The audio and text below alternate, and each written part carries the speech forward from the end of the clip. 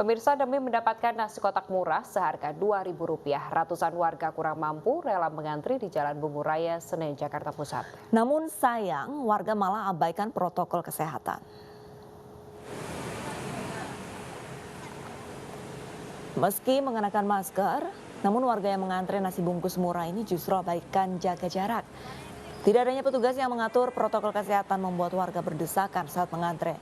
Padahal banyak di antara mereka adalah lansia. Program nasi bungkus murah seharga Rp2.000 ini digelar oleh sebuah perusahaan swasta. Udah ini Pak? Udah 4 kali. Ini memang sering kayak gini Pak? Oh iya. Nah ini kan prokesnya kurang nih Pak, pasti berdempet-dempetan nih. Oh musuhnya renggang. Iya ini Bapak nggak takut Pak, kalau Bapak kan ini kan udah lansia, nggak takut terpapar nih Pak, berdempetan kayak gini ngantrinya Pak? Takut. Pemirsa, sebanyak 3.200 pegawai di Kementerian Komunikasi dan Informatika menjalani vaksinasi COVID-19 serentak. Salah seorang peserta vaksinasi pingsan setelah divaksin.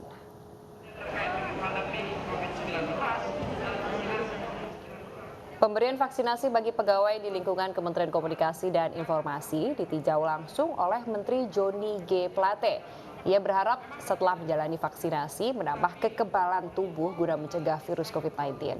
Namun di tengah vaksinasi, satu peserta pingsan usai divaksin. Pegawai yang pingsan kemudian dibawa ke rumah sakit untuk mendapatkan pertolongan lebih lanjut. Sebelum divaksin, para peserta wajib lolos dalam pemeriksaan kesehatan.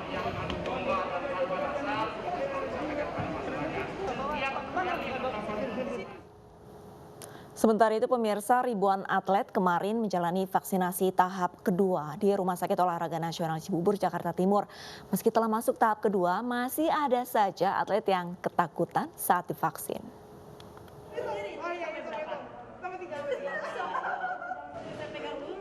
Atlet golf wanita ini berteriak ketakutan saat akan disuntik vaksin COVID-19.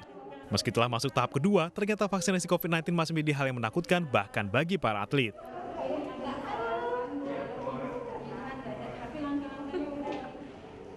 Vaksinasi tahap 2 bagi kalangan atlet ini digelar di Rumah Sakit Olahraga Nasional Cibubur, Jakarta Timur.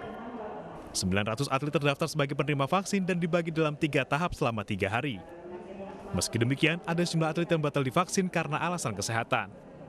Hari ini ada beberapa yang memang karena tensinya tinggi, kemudian ada juga yang keluhan diabetes yang tidak terkontrol. Jadi memang itu ditunda dan jumlahnya sekitar 3 atau 4 orang tadi. 1.150 dosis vaksin disiapkan untuk para atlet dan juga pengurus setiap cabang olahraga. Bagi yang belum terdaftar dalam vaksinasi kali ini akan didaftarkan pada vaksinasi gelombang selanjutnya. Dari Jakarta, Muhammad Ardi, iNews melaporkan. Sementara itu pemirsa, di Bandung, Jawa Barat, Gubernur Ridwan Kamil meminta proses vaksinasi dipercepat. Ya, pasalnya beberapa vaksin sudah mendekati kadaluarsa. Pulih dengan cepat, data-data sudah mendukung. Ya. Warga Jawa Barat kini bisa mendapatkan vaksin sesegera mungkin. Pasalnya pemerintah Provinsi Jawa Barat memfokuskan percepatan vaksinasi bagi warganya. Salah satu tujuan percepatan vaksinasi adalah mencegah vaksin kadaluarsa.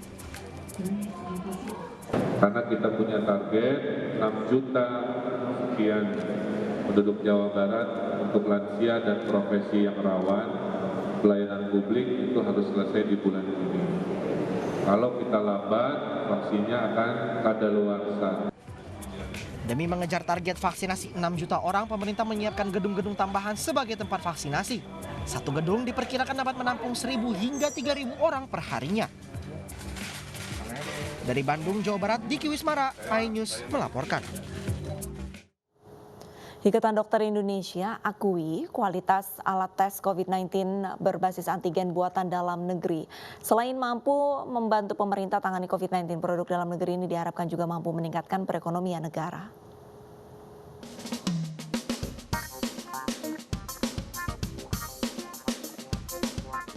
Ikatan Dokter Indonesia bersama anggota DPR Komisi 9 dan Dinas Kesehatan Jakarta Barat memantau lokasi produksi alat tes COVID-19 berbasis antigen buatan anak bangsa.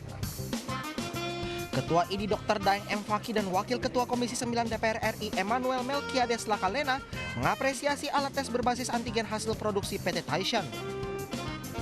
Sebagai karya anak bangsa, alat ini nantinya diharapkan dapat membantu efektivitas tracing di Indonesia serta menumbuhkan perekonomian negara. Kami sangat senang ya dan sangat mengapresiasi karena terus terang baru kali ini saya mengetahui bahwa ini dikerjakan oleh saudara-saudara kita sendiri, anak bangsa ya. Kemudian produk Taisan ini didedikasikan untuk membantu program pemerintah penanganan COVID ya, dengan memperkuat 3T. Jadi saya senang sekali karena kualitasnya bagus ya, produksinya tadi dijelaskan 80% lokal dan itu dikerjakan anak bangsa. Nah, jadi hari ini kita menyaksikan ada salah satu lagi produk anak bangsa yang harus kita dukung dan ini sejalan dengan pesan Pak Jokowi beberapa hari lalu. Nah, DPR RI, kami di Komisi 9 tentu mendukung sepenuhnya produk-produk dalam negeri di bidang kesehatan yang memang sudah melalui berbagai proses ketentuan yang berlaku dan kemudian juga memang sudah mendapatkan izin edar. Mendapat dukungan dari instansi kesehatan dan pemerintah, PT Taishan akan meningkatkan lagi kualitas dan kuantitas produknya. Produksi kita sendiri saat ini antara angka 100.000 sampai 150.000. Dan kapasitas kita apabila kita bisa expand total, karena itu kita butuh dukungan dari ID dan dari DPR dan pemerintah, itu kita bisa sampai angka 400 sampai 500.000 per day. Di sisi lain pun kita untuk material-materialnya, kita mayoritas pun kita memang melalui pembelian melalui pabrik-pabrik lokal, industri-industri lokal. Sehingga kita pun mau mendukung mereka, mensejahterakan mereka, sehingga lapangan kerja mereka pun bisa terbuka. Selain dibuat di negeri sendiri, PT Taishan juga menggunakan 90% lebih bahan-bahan dari dalam negeri. Selain itu, perusahaan alat kesehatan ini juga berencana akan melakukan ekspor produk tes COVID-19 untuk Asia. Dari Jakarta, Virga Agesta, Damar Wicaksono, iNews melaporkan. Pemirsa, Presiden Joko Widodo mendukung percepatan hadirnya vaksin COVID-19 buatan dalam negeri. Ya, Jokowi meminta seluruh vaksin mengikuti uji klinis secara terbuka dan transparan.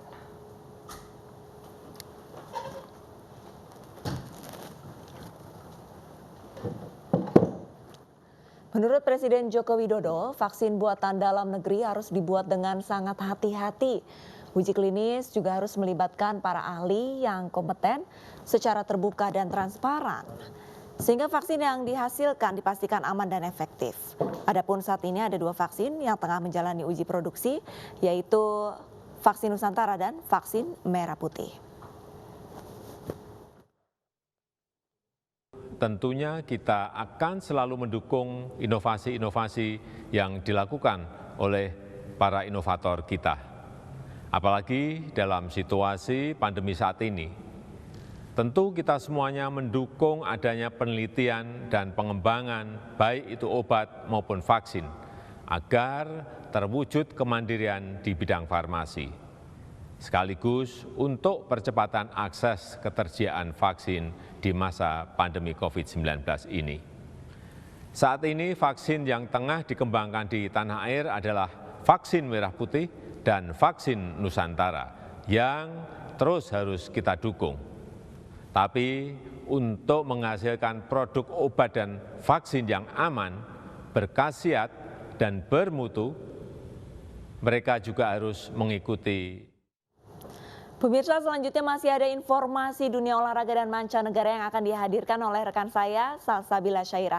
Salsa, nanti informasi mancanegara apa saja yang akan kamu hadirkan? Baik, terima kasih Arlista dan juga pemirsa. Selain informasi mancanegara, akan hadir juga informasi dari dunia olahraga. Seperti Manchester United yang harus puas bermain imbang melawan AC Milan pada leg pertama 16 besar Liga Eropa. Kami akan kembali usai jeda.